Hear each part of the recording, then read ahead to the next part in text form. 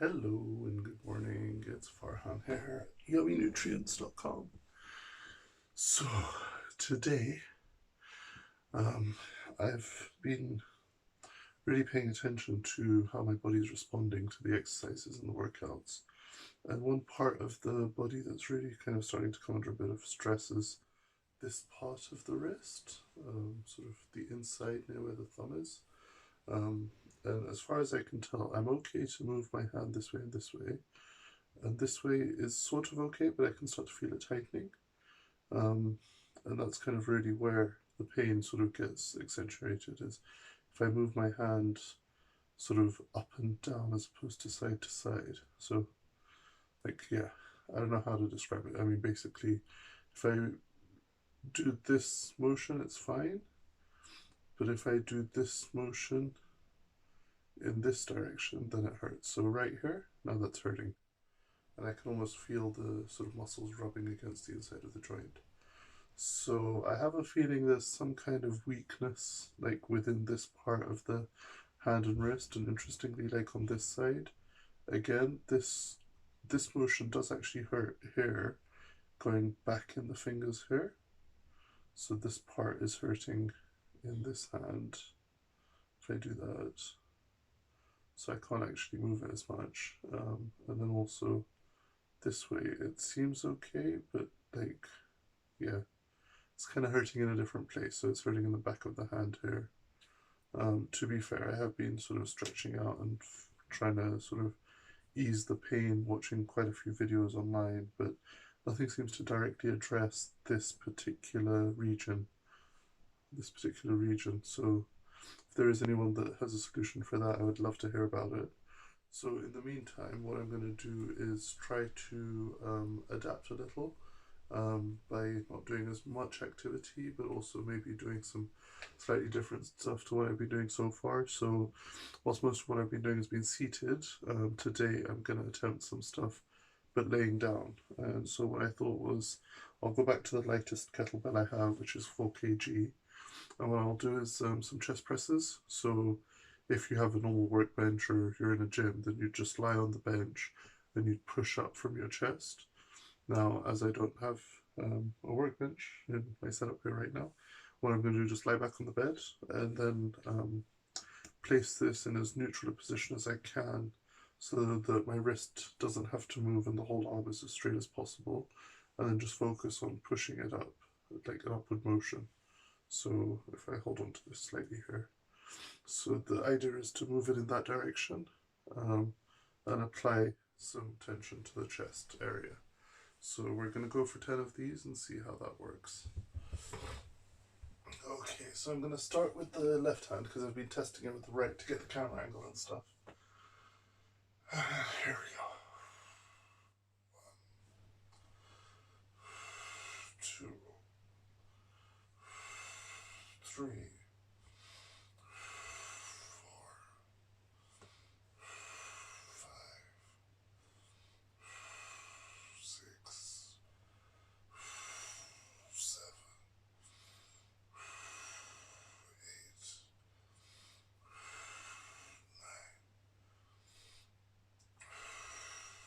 10. And now the other hand.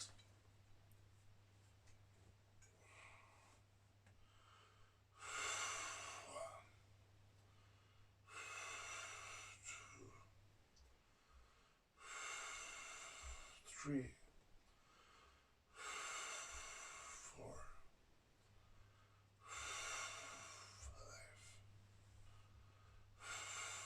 6, 7,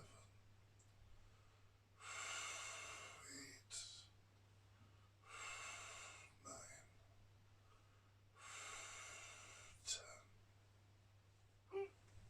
10. Okay. So initially on the left side, I did it with the arms splayed out to the side, but on the right hand side, I started with the arm out to the side as much as I could, but that started hurting, so I brought it in and then sort of kept the arm as close to the side as possible, pushing as straightforward as I could. So that's definitely a different set of muscles being worked. So a lot of what I've been doing has been sort of either working the shoulders or the back or the lats or muscles in the back of the body. This time I deliberately was trying to focus on something that will work on the front of the body, and not put as much strain on the wrist. Now, the other thing I am going to do, just to kind of try to help, and obviously if this doesn't start helping, then I'll put a stop to it. But what I'm going to do basically, I'm going to put my arm on my leg, and then resting it, I'm going to just twist the wrist, trying as much as possible to not move the forearm.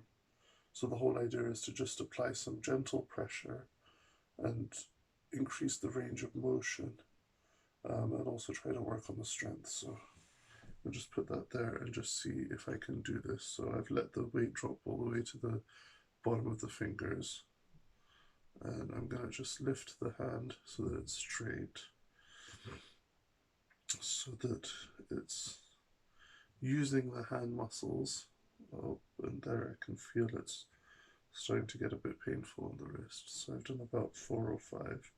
So now I'm going to try to grip it and see if that helps. And no, that's not really going to do much. That's working in the forearm, but in terms of where the pain is, it's not a good idea. So the only other thing I could try is to do the same, but with an overhand grip or with a sideways grip. So if I hold it like this, let's just see if I can sort of tilt the kettlebell upwards and back down. Oh, there we go. 1, 2, 3. 1, 2, 3. It's probably not doing much, but it definitely is stretching something out. And just for the sake of trying to maintain some consistency, let's do the same on the left. 1, 2, 3. 1, 2, 3. It may be my grip strength that needs building, but interestingly, I'm not feeling so much the pain in the hand anymore. So I don't know if it just needed to be pulled out a bit, so let's do a bit more. 1, 2, 3, 4, 5, 6, 7, 8, 9, and 10. Now let's do the same on this hand and see if we can achieve 10 with this as well. 1, 2, 3, 4, 5, 6, 7, 8,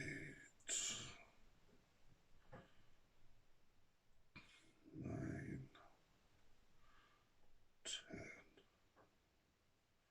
Okay, and I think I may just leave it at that for now today.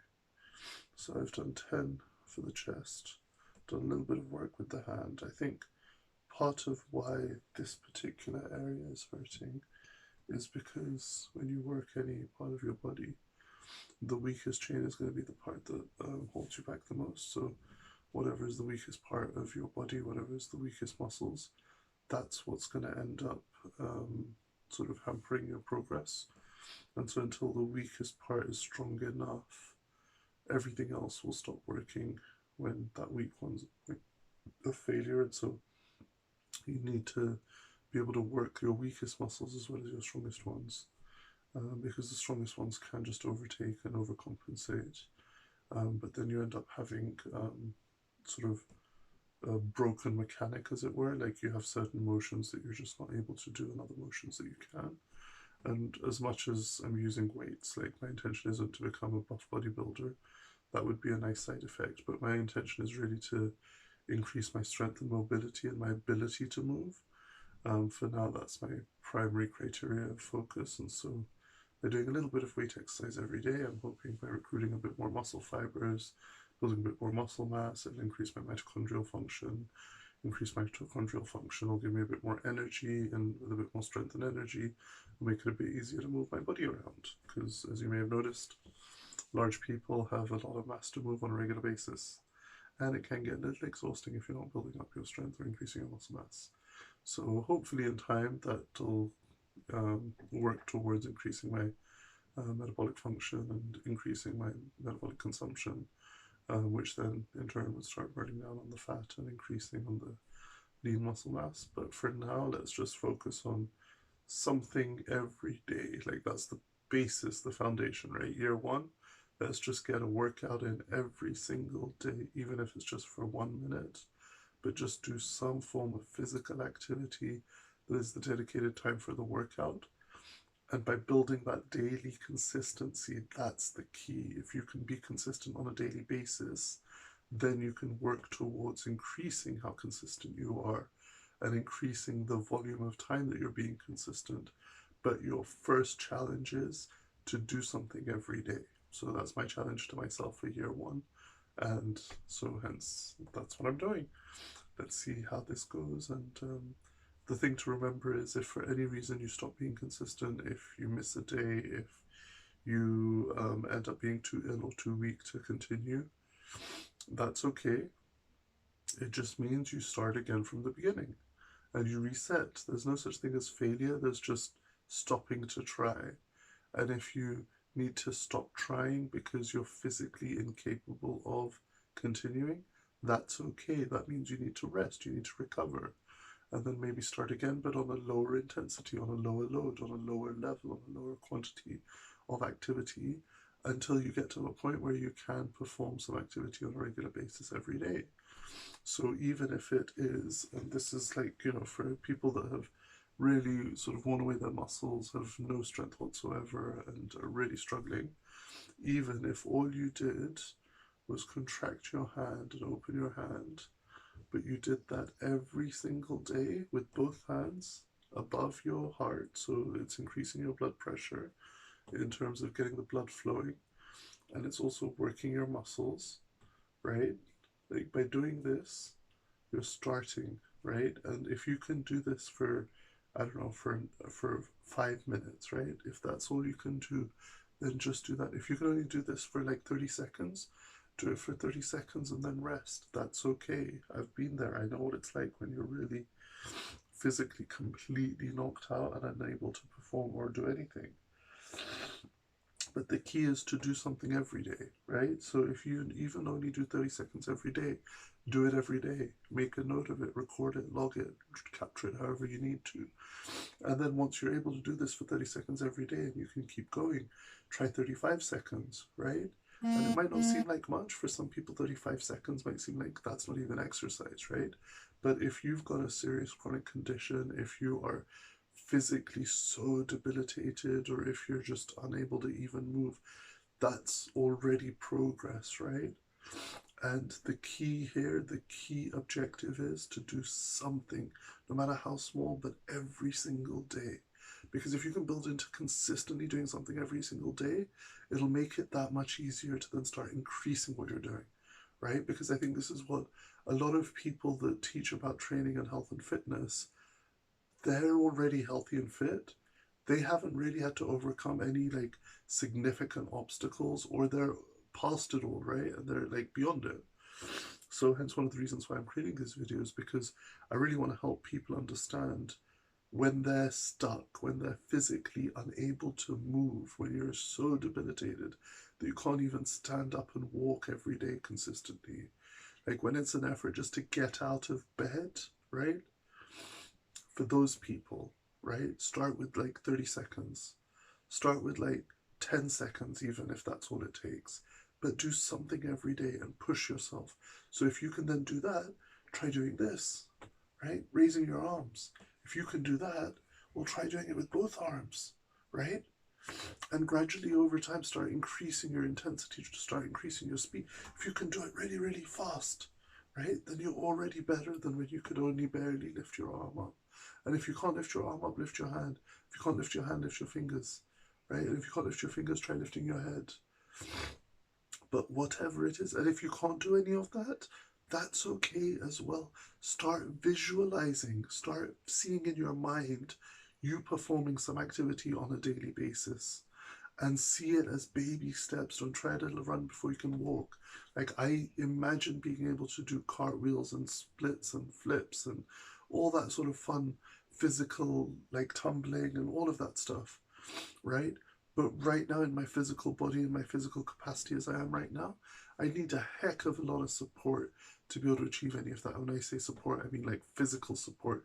People there coaching me, beside me, side by side, teaching me every little step, holding me in positions to make sure that I'm moving in the correct way and helping me build up sufficient muscle mass to be able to hold myself in those ways, because I don't know how to do that stuff yet. And even when I used to go trampolining, I mean, it was great fun, but I ended up spraining myself, and I just wasn't like physically capable of pushing myself so much as fast as I wanted to. So that said, it hasn't stopped me completely. I've just had to scale back a bit my ambitions, and start with micro goals, right? And once those micro goals are achieved, once the consistency is there, once I'm training every single day for 365 days, then that's when I've got the potential to be able to do more, to be able to increase the volume, to be able to increase the amount of time I spend working out. So whilst I can talk for forever, as some of you might know, um, I can't physically push myself to the limits that I used to be able to. Like, I love dancing, as some of you may or may not be aware. But it's been a while since I've been able to go out dancing, and it's been a while since I've enjoyed myself on the dance floor. And even when I do now, like, I have to pace myself. I have to really sort of give myself permission to like stop and just rest and not push myself and not overdo it. So that said, consistency for me is the biggest piece of the puzzle that's been missing. So even at a young age, I would love training and working out and doing circuits and all of it. And it was the consistency, like having it as part of the schedule, having other people doing it with me, doing it together. All of those things helped, but it was the consistency. I was doing it 3-4 times a week. Different activities, different sports, different elements, and all of it came together. And it felt so good when I was able to do that. And, for a whole various number of reasons, that's not where I am at now. But that doesn't stop me from getting to being able to do those things again. And if I don't achieve it, well, I'll die trying, right? So one way or the other, I'll get there. I'll either get there in life or I'll get there in death. But one way or the other, I'll get there, right? So I hate to be so somber, but sometimes you do have to look at things and have that level of determination that I'm going to keep going, I'm going to keep trying, I'm going to keep being consistent, and then you'll get to whatever you can get to, and what you can't, then start finding help and start finding support and do what you can to inspire yourself, to educate yourself, and to improve yourself in whatever ways possible. So that's all for today. I don't know why that sort of spiel suddenly came out of me today, but yeah, I just wanted to, like, I guess, overcompensate for the fact that I only did like one real exercise, sort of lifting off the chest, and a bit of wrist work. But having said that, now the wrist actually doesn't hurt, which is really interesting. So I wonder if there is something in just simple gentle motions, a little bit of weight, and gradually strengthening up the joints and the tendons and the ligaments and whatnot. But hey, I'll keep researching, keep looking into it, and keep seeing what else I can do, because actually the wrist pain's been happening from before I started doing any kind of workout, so it's part of something else, I'm pretty sure. But hey, that's all good for now. Alright, have an awesome day. Thank you so much for listening, taking the time to watch this video, and appreciate any comments or feedback you have to share, and I look forward to seeing you all soon. Bye for now.